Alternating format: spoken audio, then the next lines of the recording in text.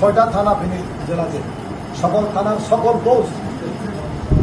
OC সহকারে এখন police লাইনে অবস্থা করতেছে।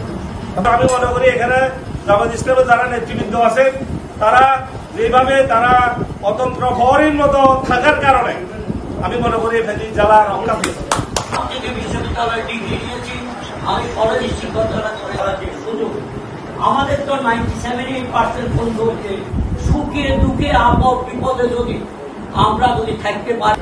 আমরা আজকে বিভিন্ন রাজনৈতিক দল সব যদি আপনারা দেখেন আমি কি বলেছি বা 20 জন নেতা বিভিন্ন রাজনীতির সাথে সামাজিক আন্দোলনের সাথে আমরা নেতা তপন কর এবং পার্থপাল চৌধুরী এবং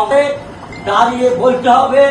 বাড়িঘর ধ্বংস করা যাবে না, লুট করার চেষ্টা করে বিদেশ থেকে আসতে তাদের বাড়িঘর লুট করে। ঠিক আমরা দিয়েছি আমাদের নেতারা সহ বলছি যে এখন প্রচার কর্মচারীকে যোগদান করার জন্য এবং থানাগুলি করার জন্য আমি একজন করছি না, আমার বাড়ি এখানে আমার অন্যান্য প্রতিষ্ঠানগুলি হয় এবং এখানে একটা গ্রুপ